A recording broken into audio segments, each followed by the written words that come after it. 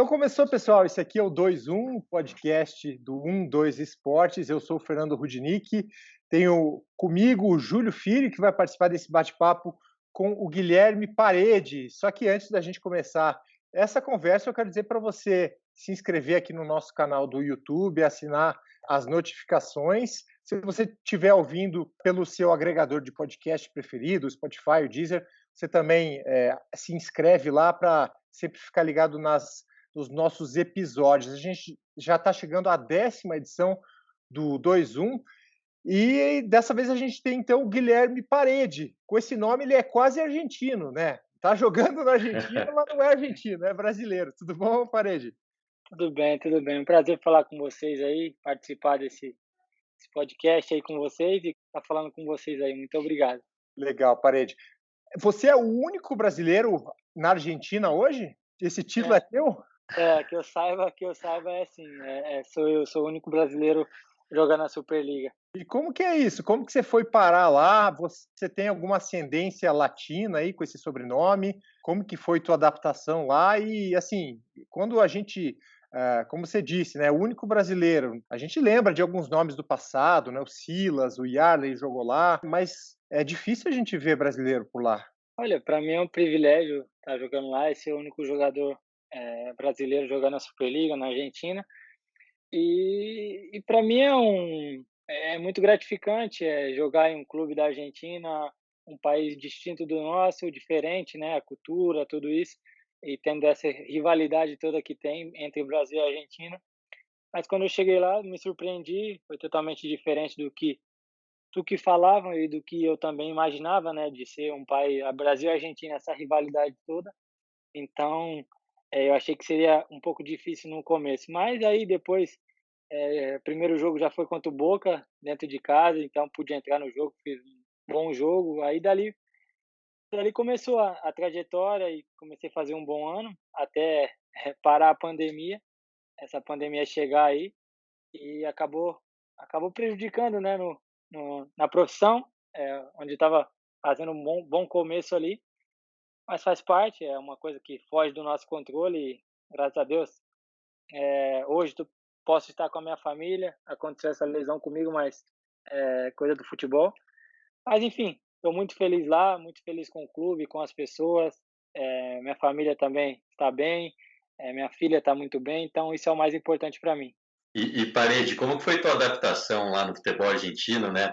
É um futebol, a gente que vê aqui de fora, de longe, é realmente mais pegado, é mais intenso, levou um tempo para você se adaptar ao teu estilo de jogo, que já é um pouco assim, ajudou também. Olha, meu estilo de jogo ajudou um pouco, só que lá é muito mais intenso do que eu imaginava, assim, no começo sofri um pouco, né, com a questão de adaptação do físico, dessas coisas, é muito intenso, assim, os treinamentos, o preparador físico é um pouco louco, assim, e bota a gente para correr o tempo todo, então é uma equipe muito intensa, o grupo intenso, mas me adaptei super bem, me adaptei super rápido e foi indo. E hoje tô bem, já conheço tudo, o jeito, a forma, então isso é muito bom e tô adaptado. Acho que me adaptei muito rápido e me sinto muito feliz por isso também. E o idioma já se adaptou também nessa área? Já, falo bastante até. O básico, aprendendo o básico já dá para desenrolar com eles. O Tajeres é um time já centenário, né, um time de muita história lá em Córdoba, mas não é muito conhecido aqui no futebol brasileiro, né. Queria uma curiosidade minha, assim, como que é a estrutura lá? Como que é o clube? É um clube organizado? Ele tem se destacado, nos últimos anos, mas queria que você contasse como que é essa estrutura do clube, organização. Olha, é um clube que tem pessoas muito organizadas, é um clube que revela muitos jogadores e que vende muitos jogadores. Desse um ano e meio que eu estou lá na Argentina, eu acho que mais ou menos vendeu uns 5, 6 jogadores assim, muito rápido, então é muito pouco tempo para vender tantos jogadores assim. Cada janela que abre, vai embora vários jogadores, inclusive nessa também vai, com certeza, vender muitos jogadores. É um clube muito organizado, pessoas responsáveis, o que fala cumpre, então difícil encontrar esse. Me surpreendi com isso também. porque a gente não conhece, né? A gente está indo para um país distinto, então a gente tem um projeto, eles mostraram um projeto para mim, então fui confiando nesse projeto e graças a Deus estão cumprindo. Então isso me deixa muito feliz. A estrutura do clube muito boa, tem campos bons, profissionais excelentes, um treinador uruguaio muito inteligente, novo, mas muito inteligente, muito atualizado no futebol, os trabalhos muito atualizados, então isso facilita trabalhar com eles também. Em termos E de como estrutura, você compararia a qual time do Brasil, por exemplo? é um clube parecido com o Coritiba, assim, a estrutura bem boa, porque é o clube que eu joguei aqui, então é o que eu posso falar, né. Sei que o Atlético também tem uma estrutura muito, impecável, que tantos clubes aí, ele está na frente também, mas eu coloco o Curitiba, assim, para fazer uma comparação. E Parede, você falou da intensidade, né? Isso mudou muito quando foi proibida a torcida nos estádios? Você acha que tem muito a ver com a torcida também, empurrar o tempo todo? Teve uma mudança forte, assim? Olha, cara, teve sim, porque, como eu te falei, o primeiro jogo foi contra o Boca, e quando quando eu entrei no estádio tinha 60.000 pessoas assistindo o Boca e a gente, então isso foi um baque, assim, porque isso era muito bom, de sentir a vibração dos torcedores, sentir o carinho, mas faz parte, né. Aí o mais importante é esse reconhecimento deles também. Quando eu saio na rua lá, é diferente, assim, o tratamento, o respeito com o trabalho, entendeu, com o ser humano. Muitas vezes aqui no Brasil a gente não tem essa privacidade de você poder sair, de você ter esse reconhecimento, entendeu? Tanto nas boas quanto na ruim, entendeu? Aqui não, aqui a gente, eu acho que muitos torcedores querem saber mais do resultado, do agora, ou ganha, entendeu? Se perder, você não vale nada, você não presta, algo assim, entende? Então lá não, lá o pessoal tem um pouco mais de paciência, o clube tem um pouco mais de paciência, os torcedores têm um pouco mais de paciência, então fica mais fácil de trabalhar e você fica tranquilo para fazer o que gosta, né, isso é o mais importante. Vamos dizer assim, eles entendem o tamanho do clube no cenário do futebol argentino, onde pode chegar, a expectativa, mas basicamente isso, né? Com certeza, projeto, né, projeto e confiança, eu acho que quando contrata um jogador você tem que ter a total confiança nele, muitas vezes as coisas não acontecem, né, no começo, no meio, mas uma hora vai acontecer, o cara não chegou lá à toa, o cara não conquistou seu espaço à toa, então acho que isso que falta um pouco no futebol brasileiro. E você falou que a tua estreia foi contra o Boca, em casa, né? Mas você Sim. chegou a jogar contra o Boca na Bomboneira e venceram lá, né? 2 jogos, 2 vitórias. Em Os dois. casa a gente perdeu de 2-1, mas quando jogamos na casa deles, a gente ganhou os 2 jogos. Então, esses dois jogos, então, sem público, mas vencer na Bomboneira deve ser especial, né? Aquele estádio é icônico. O que tinha de diferente aí? Não? Que é um templo do futebol, né? É algo diferente, assim, eu acho que só estando lá para sentir, assim, quando entra é diferente. Eu mesmo, particularmente, fiquei olhando o tempo todo, porque, pô, sonho de criança, tá jogando numa Bomboneira, tá jogando contra um grande clube como o Boca Juniors. Então, tendo esse privilégio, estando lá, então é algo inexplicável, assim, e ganhar de um clube como o Boca. E foram 3 jogos, desculpa, a gente fez um amistoso na Bomboneira também, a gente ganhou deles, de 1-0 também. Contra o River você jogou também ou não? Não, não. Contra o River eu não joguei nenhum jogo. Desde quando eu tô lá, nunca joguei contra ele. Porque são grupos, né, então é muito longo o campeonato, assim. Então cada grupo, sempre tem a Boca e River em cada chave, entende? Aí depois, por ser os mais grandes da Argentina, por isso. Então não se enfrenta muito, assim, repetidamente. E você, como a gente já comentou do idioma da torcida, né, Parede? Tem algo mais ali na adaptação à culinária, por exemplo, você sentiu falta de algo lá, apesar de ser boa, né? O pessoal come muita massa, carne. O que eu mais senti falta foi o arrozinho, o feijão, né, daqui, o bife acebolado. Então isso eu senti muita falta, porque lá não tem muito essa culinária, é mais massa, a salada eles comem bastante, verdura, salteadas, assim, E eles o comem assado, bastante. né? E o churrasco, o assado deles que é muito bom também. Eles te chamam de gringo? Tem algum apelido lá por ser brasileiro ou não? Olha, eles me chamam, muitos deles me chamam de Guiche, assim, não me chamam de, muitos não me chamam de Parede, são poucos torcedores que me chamam, é mais Guige, assim, Guile. Tem essa barreira, vamos dizer, invisível aí dos brasileiros para o futebol argentino. Se você fosse fazer uma propaganda aí para os brasileiros irem jogar lá, o que você falaria que para convencer mais brasileiros a irem atuar lá? Olha, cara, eu acho que com certeza eu falaria para ir jogar assim, porque é um país muito bom, são pessoas muito boas. É claro, eu estou em Córdoba, né, interior, a gente sabe que é um pouco mais, as pessoas são um pouco mais soltas. Eu não conheço Buenos Aires, então, falando de Córdoba, as pessoas são incríveis. Você sai na rua, como eu te falei, o respeito, o carinho, querem conversar, querem saber. No Instagram, mandam mensagem. Agora, com a lesão, todo dia eu recebo mensagem de torcedores, entendeu? Então, isso é muito importante. O jogador que sai daqui e joga lá, eu acho que você adaptando, como eu falei pro Júlio, a intensidade, essa situação toda, correr, o físico, você tendo tudo isso, eu acho que você tá um pouco mais perto da Europa, assim, eu acho, porque eu acho que o futebol é mais intenso, entendeu? Creio, na Europa. Não conheço, mas vendo que muitos argentinos tá na Europa. Se você pegar o histórico de argentino, tem muitos argentinos jogando na Europa. Então eu acho que tá muito mais perto por conta da intensidade, por conta de tudo isso, entende? De jogar, de ser mais pegado, de não ter qualquer falta, o juiz não dá, deixa seguir. Isso o cara tem que mudar a chavinha, porque aqui no Brasil você domina a bola de costa, o cara só encosta, você se joga, é falta, entendeu? Dá um grito, é falta. Lá não, lá o jogo é mais corrido, deixa correr, deixa seguir, não para por qualquer coisa, isso é bacana. Eu gostei muito assim do futebol, gostei bastante. Parede, a gente, muito brasileiro, né, que lembra das seleções da Argentina de antigamente, a gente lembra do Simeone, por exemplo, os caras assim que chegam junto, né? Você sentiu que às vezes tem um marcador com mais maldade, que chega para pegar mesmo, diferente do Brasil, ou não? É mais uma impressão errada nossa, assim? Às vezes sim, entendeu? E eles não gostam de muita gracinha. Aí teve um jogo contra o Huracan lá dentro de casa, eu tinha feito um gol, aí eu toquei uma bola assim, tipo, eu olhei assim e toquei pro lado, mas nem se compara aquela que o Ronaldinho faz, tipo, só fiz por fazer, assim. E depois do jogo os caras queriam veio pra Você quis cima, dar uma assim. enfeitadinha ali, né? Quis dar uma enfeitadinha, mas não pegou muito. Os caras ficaram bravos e começaram a querer pegar, assim. E o juiz deixa seguir, assim. Ele vê que tá fazendo as coisas de gracinha, essas coisas, ele não tá nem aí. Deixa chegar a porrada e segue. Mas se jogar certo, eu acho que com respeito. O brasileiro tem isso, não tem como não fazer isso. Então, aconteceu ali no momento, mas passou e segue. E o lance da tua lesão, Parede, foi uma chegada, foi sozinho? Como que aconteceu? Olha, foi uma jogada que para receber a bola de costa e fui proteger com a perna esquerda.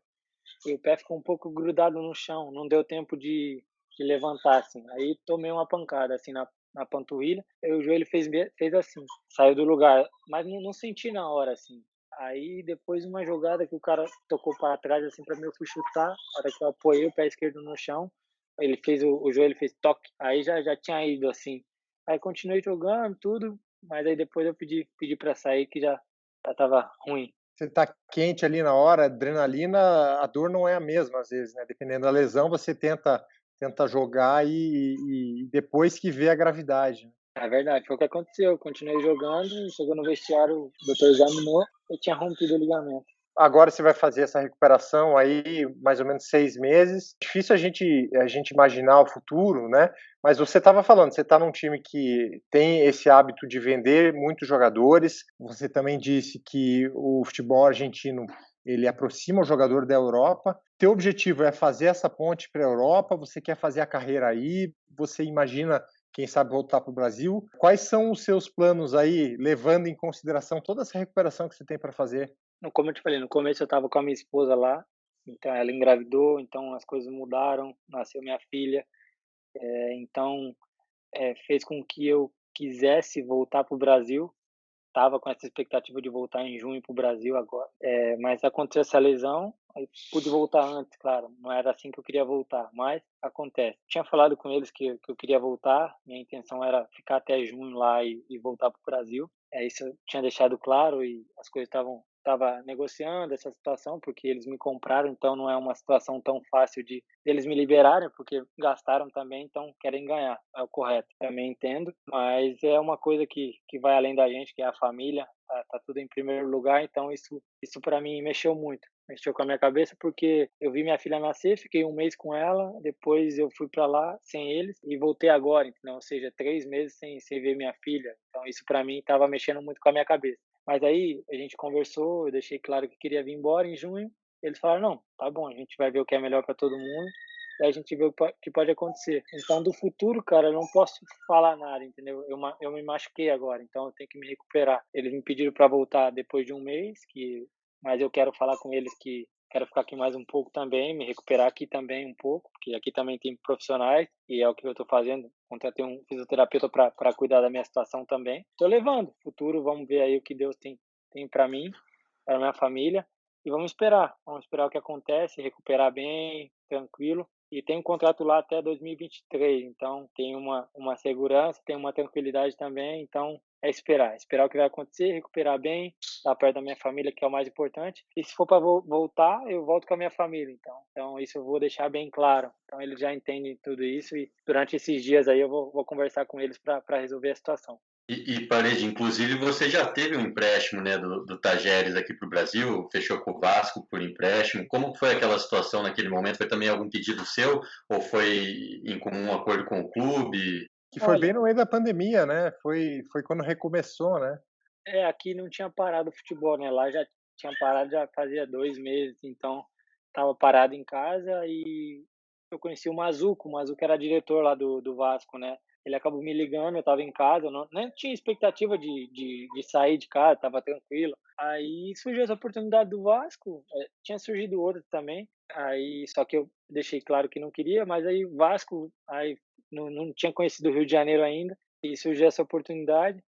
Aí eu falei: "Não, Mazuco, tranquilo, vamos ver o que é melhor, eu queria ficar com a minha família, quero ficar perto dele". E deu tudo certo, o Talheres negociou, eles pagaram o empréstimo, deu tudo certo, e fui para o Vasco. Então foi ali muito bom, foi um pedido meu também, eles também acharam bom para poder jogar, para não ficar parado em casa, porque eu estava num ritmo muito bom, então foi o que aconteceu, eles me liberaram e fui para o Vasco. Mas nessa época o Curitiba também tinha interesse em te repatriar, né? Tinha e não tinha, porque eu tinha acabado de ser vendido, né, eles me venderam, então tinha uma parte que o Talheres precisava pagar ainda para o Curitiba e, cara, aí tinha o diretor que era o Pastana, né, estava ali na época, e eu deixei claro que eu queria ficar no Curitiba, inclusive eu estava treinando no Curitiba, eu pedi para treinar lá, o Pastana abriu as portas lá, o presidente também, e não deu certo a negociação por conta dessa dívida que o Talheres tinha com eles e o coxa pediu um pouco mais, o Pastana não soube conduzir a negociação, assim, junto comigo e com o Luiz, meu empresário. Eu queria muito, Curitiba para mim me mostrou para o mundo do futebol, então como não ficar em casa, como não ficar perto da minha família, como não ficar no clube que me revelou tudo que eu queria, entendeu? Queria muito, mas por conta de algumas pessoas não deu certo, então fiquei muito triste com a situação, porque, eu aceitei, diminuir meu salário para vir para o Curitiba, mas o meu empresário, eu e o Pastana, a gente não chegou numa situação concreta de eu ficar no Curitiba. Eu agradeci pelo dia que eu treinei lá e fiquei muito triste mesmo, até depois que estava feita a negociação com o Vasco, eu agradeci tudo e um dia antes de acontecer isso, eu deixei claro que eu queria ficar no Curitiba. E o Pastana, assim que ele soube que estava negociando com o Vasco, ele falou para fechar as portas para mim e não treinar lá no Curitiba. Então isso também me deixou muito chateado. Chateado porque eu tô lá desde quando eu tinha 18 anos, então eu estava 5, 6 anos no clube que me revelou, isso me deixou muito triste. Mas a vida que segue. Creio que no futuro também posso voltar para o Curitiba, hoje em dia creio que tem muitas pessoas boas no clube. Graças a Deus eu saí com as portas pelas portas da frente e com certeza tenho portas abertas no Curitiba, que é um clube que me revelou e um clube que eu tenho um carinho enorme. Então, com certeza voltarei para o Curitiba, se Deus quiser. Naquela época lá, né, Parede, até a torcida se animou muito para tua volta, né? Você chegou a receber bastante mensagem do pessoal, como que foi, né? E também quando fechou com o Vasco, assim, teve gente chateada, que é difícil o torcedor entender esses bastidores do futebol, né? Não, com certeza, recebi muita mensagem mesmo do torcedor do Curitiba, então já estavam me marcando em muitas coisas no Instagram. E eu me senti feliz, como eu te falei, eu tenho um carinho enorme pelo clube, carinho enorme pela torcida, que também sempre me incentivou. No começo eu tive altos e baixos, mas chegou uma época de 2018 eu fui muito bem, então tive momentos bons, momentos ruins e depois tive a redenção. Então, como eu te falei, deixei as portas abertas do clube, para a torcida, o clube. E queria muito voltar, como eu te falei. Fiquei triste também, recebi muitas mensagens. Mas depois também que fui para o Vasco, eu recebi boa sorte de torcedores também. Alguns ficaram chateados, claro. Mas faz parte. Mesmo assim, com certeza continua o meu carinho aqui, o meu respeito pelo clube que eu amo de coração e vou respeitar sempre por onde eu for e onde eu estiver. Curitiba sempre estará na minha vida. Muitas vezes o torcedor não sabe exatamente desses bastidores, né, como o Júlio diz. Ah, eu nunca abri essa situação, eu tô abrindo agora para você, e eu nunca falei para ninguém assim, então foi isso que aconteceu. Eu queria muito ficar, muito, muito mesmo, e para mim seria uma honra estar no Curitiba. E hoje também, se fosse para ficar aqui no Curitiba, ficar em Curitiba, com certeza, Curitiba sempre vai ter portas abertas para minha vontade, entendeu? Então é isso. Como que você veio parar no Coxa e antes você passou pela base do Operário, né? Fiquei, eu acho que 6 ou 7 meses no Operário. Cheguei no Operário 2013? É, é isso mesmo, 2013, começo. Eu joguei um campeonato, um sub-18, sub-20 lá, e o Curitiba tinha gostado, assim. Aí facilitou que eu conheci o Luiz Alberto também, que estava com uma parceria com o Operário. E desde que eu conheci o Luiz Alberto, estava lá no Operário, ele fez uma proposta, eu ia para o Grêmio fazer um teste.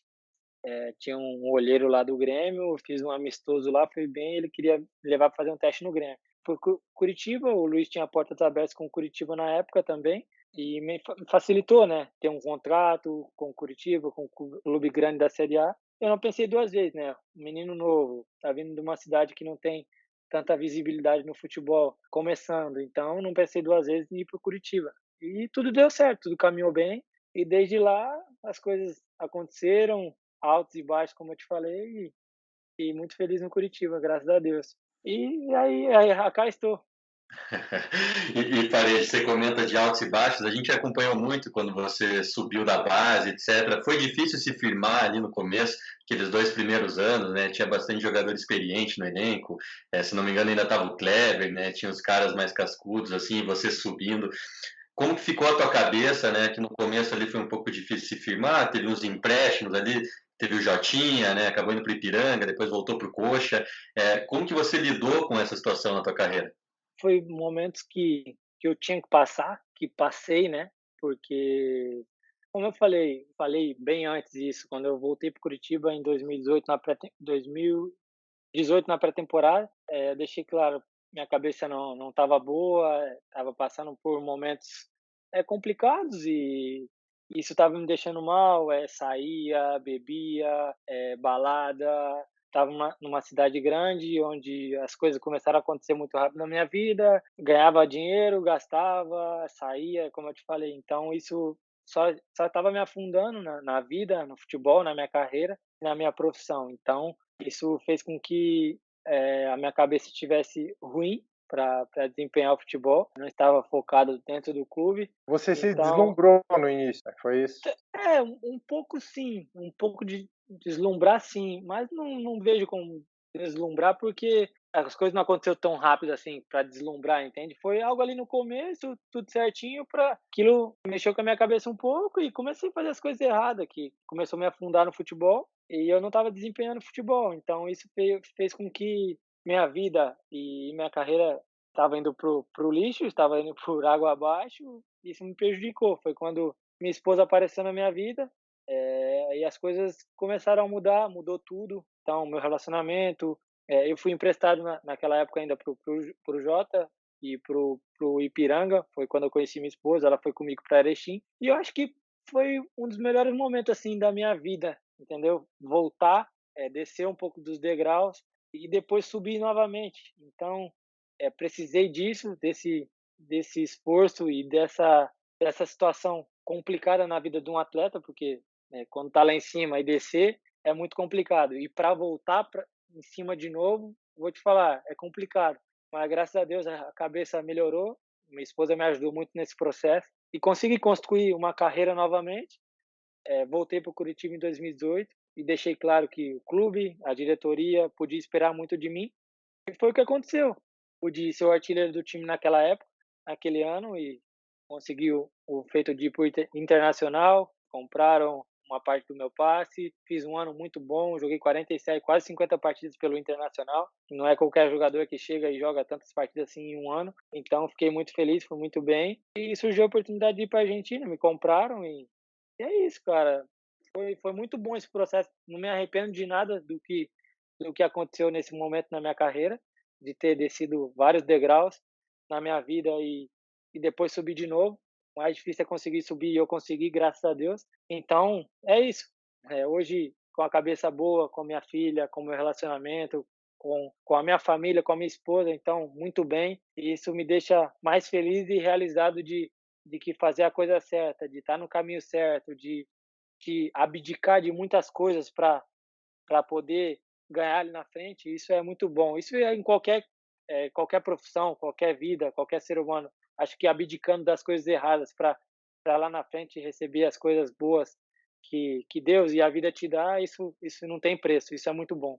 Ô Parede, e você diria assim que naquela época que você meio que se perdeu na tua carreira, no teu rumo, você que procurou esse caminho ou tem aqueles amigos, falsos amigos, os parças aí que aparecem, giram em torno, orbitam aí atletas, né? Você também tinha esses amigos assim que te levaram assim para esse caminho? Olha, cara, a gente fala de amizade, né, mas eu acho que a responsabilidade é nossa, né, não as amizades tá ali tudo, mas, ninguém coloca uma arma na sua cabeça, ninguém fala o que você tem que fazer, a decisão é sua. Então, não coloco culpa em amizade nenhuma, sou eu, a responsabilidade é minha, e eu assumo e assumi como falei, é minha responsabilidade. Eu saía, eu bebia, eu fazia coisa errada, e isso que me fez levar ao fundo do poço. Então, a responsabilidade é minha, de mais ninguém. Mas E, você chegou a acreditar que em algum momento ali, que você falou em fundo do poço, né, um termo bastante forte, que você não ia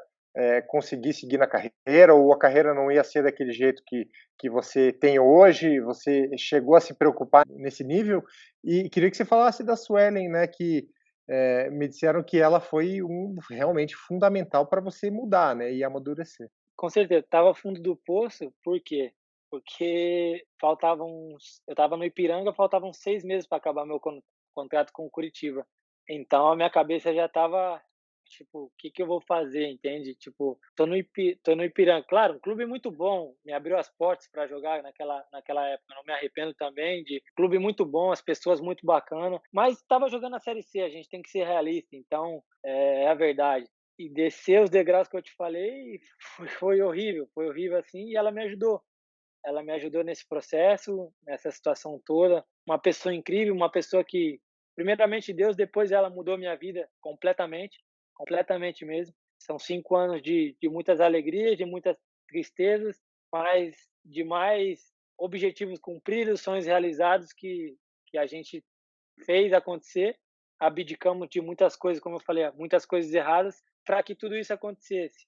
Então, hoje temos nossa filha, temos nossa família, e hoje pensamos somente nisso. A nossa família em primeiro lugar, que é o mais importante. E sim, fundo do poço, como eu te falei, os 6 meses que faltavam, depois não sabia o que fazer, voltei para Curitiba e tinha que virar a chave ali naquela pré-temporada, porque senão não ia ter mais o que fazer. O que que eu ia fazer? Acabando o contrato, e aí?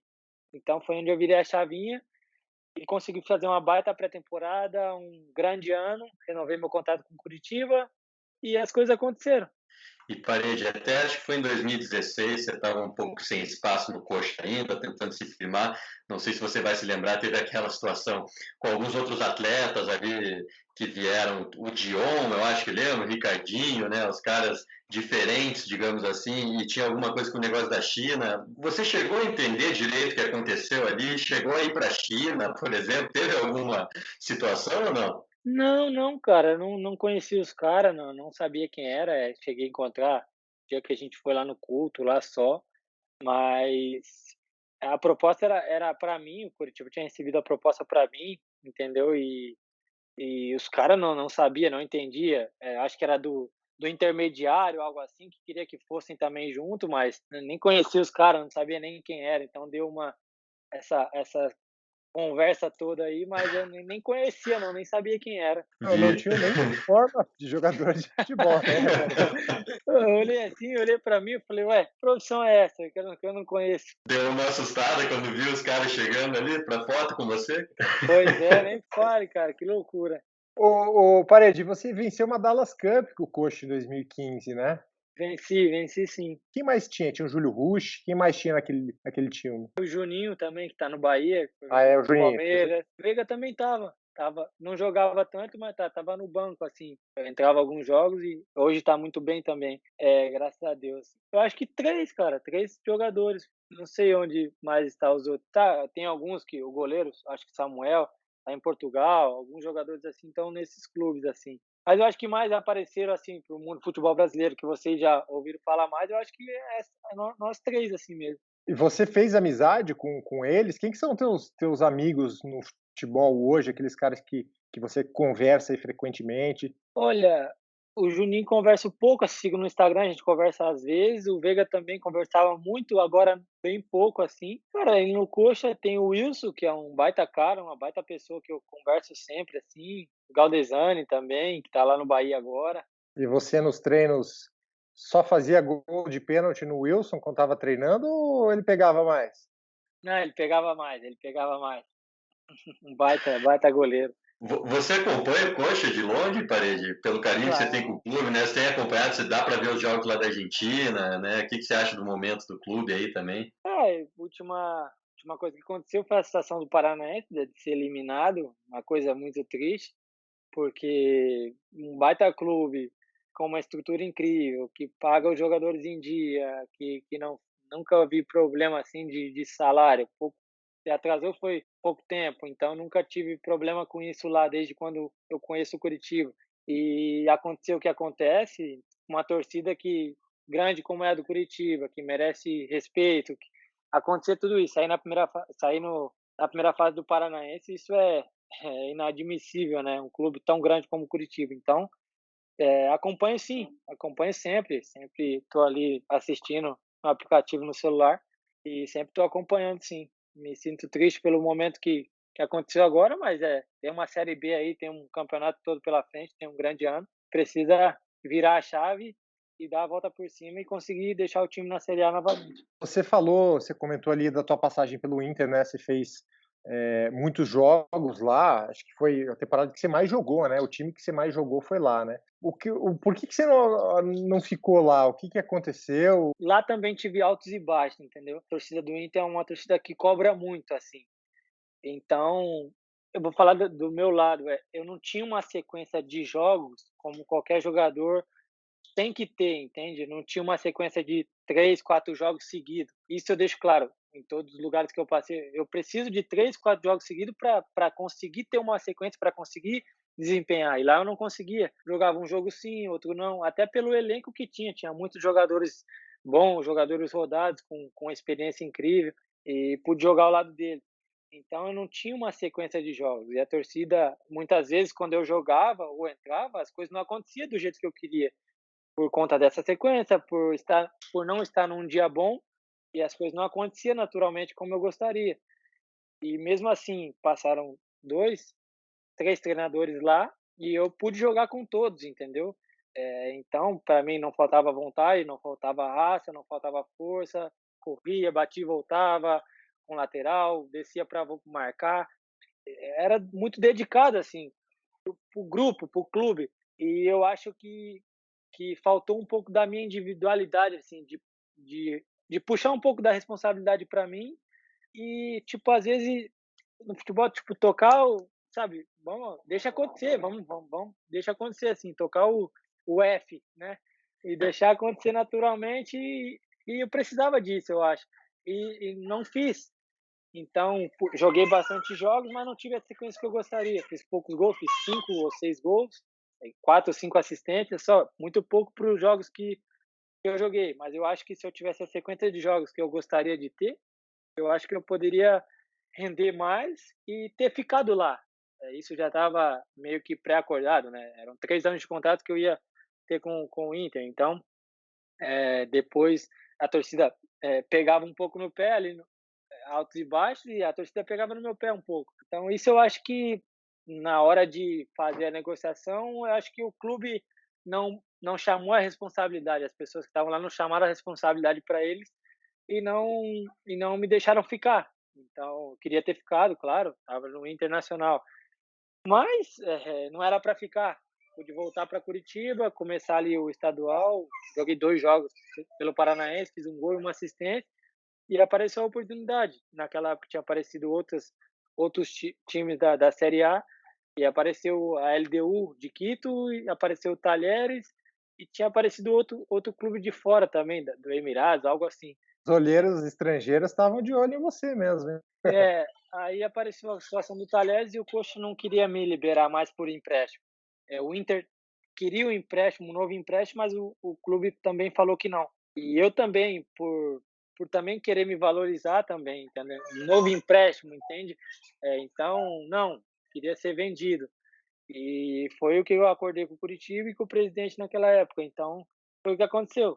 Apareceu a proposta de empréstimo, o clube falou que não, não, e quiseram me comprar e me compraram e eu fui. Uma oportunidade para a Argentina, eu falei, não, não vou para a Argentina, um país diferente, tudo, pessoa, essa rivalidade toda. Mas aí eu cheguei em casa, pensei um pouco, falei, é uma oportunidade boa de reverter tudo isso, de fazer algo diferente, de mostrar o meu futebol num país diferente do meu e tentar mudar um pouco dessa situação toda, dessa rivalidade. E graças a Deus é o que vem acontecendo. Tem uma curiosidade minha aí, você jogou com o Guerreiro lá no Inter, né? E é um Uhum. cara, pô, um atacante de um nível altíssimo, mas ele é meio folclórico também, assim, né? Ele tem esse estilo dele, que parece ser meio marrento. Como que ele é, assim, no dia a dia, para trabalhar, para ser companheiro de time? Cara, é um cara sensacional, assim, eu concentrava com ele, ele era meu companheiro de concentração, a gente concentrava junto. Então é um baita cara, baita profissional, sempre quando dava eu perguntava as coisas para ele, porque o cara é capitão da seleção peruana, o cara é capitão em muitos lugares que passou, aqui no Brasil ou em outros lugares é respeitado, tem um nome a zelar e é um baita atacante, então joga na minha posição e o máximo de coisa que eu pude, arrancar dele, eu arranquei. Então, dentro de campo, fora de campo, uma baita pessoa, tem a cara de marrento, mas é um baita profissional, uma baita pessoa. Eu fui de férias para Cancún, a gente inclusive foi no mesmo voo que ele, a minha esposa tinha uma relação boa com a namorada dele, e a gente pôde ir no mesmo voo, e lá a gente se encontrou para jantar, a gente foi lá no Circo de Soleco, pude jantar junto com ele, a gente compartilhou um momento junto ali, e foi muito bacana, cara, levar essa amizade de fora de campo, né, fora do futebol. Então é muito bom fazer amizades assim, com o baita cara que ele é. Teve uma frase dele que ficou marcada aqui, pelo menos para os torcedores do Atlético, né, final da Copa do Brasil, que ele disse que o Inter ia resolver em casa, né? E depois vocês foram no Beira-Rio e perderam por 2-1, teve aquele lance do Marcelo Cirino. Queria que você contasse dos bastidores daquela final, né? Os dois jogos, o jogo aqui na Arena e depois o jogo no Beira-Rio. O que aconteceu? Olha, no jogo aqui, a gente veio com a proposta de ganhar ou de empatar, que é o normal, né, mas não podia perder de jeito nenhum.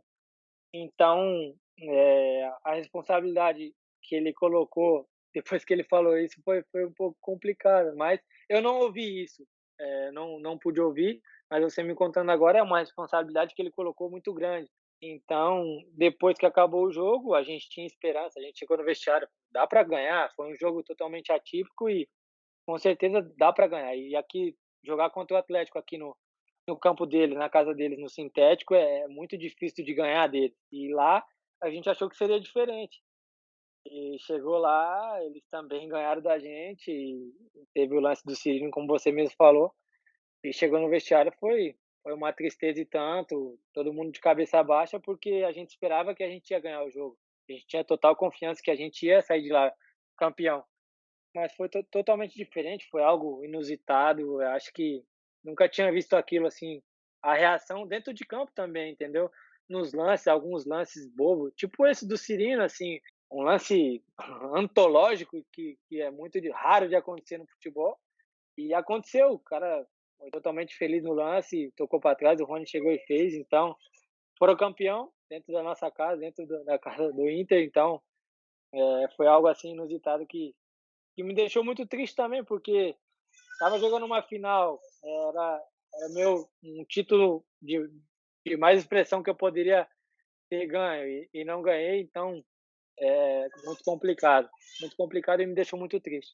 O Beira-Rio estava lotado, né, Paredes? Eu até estava lá pela Gazeta do Povo, foi incrível de ver, assim, e eu lembro do começo do jogo, o Inter amassando, e bola na trave, bola tirando em cima da linha, parecia que era questão de tempo, e de repente tudo virou, né? O jogo virou de um jeito que... Tudo virou mesmo, porque, como você falou, estava lotado, a torcida empurrando, e depois, quando virou o segundo tempo e aconteceu tudo que aconteceu, o silêncio depois no Beira-Rio, isso marcou muito, porque estava lotado e tava bom, tava propício para a gente poder ganhar o jogo, e não foi o que aconteceu, e o silêncio depois tomou conta de tudo.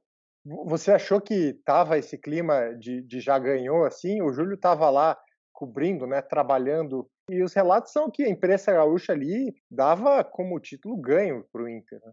Sim, eu acho que a gente tinha na cabeça, acho que a gente passou da confiança, a gente estava com a confiança lá em cima, o excesso de confiança estava muito grande que fez com que isso acontecesse, eu acho. Então, a imprensa, não sei, todo mundo falando que a gente ia ganhar e dentro da semana ali, durante a semana, a gente também colocou na cabeça que a gente ia ganhar, que é o normal.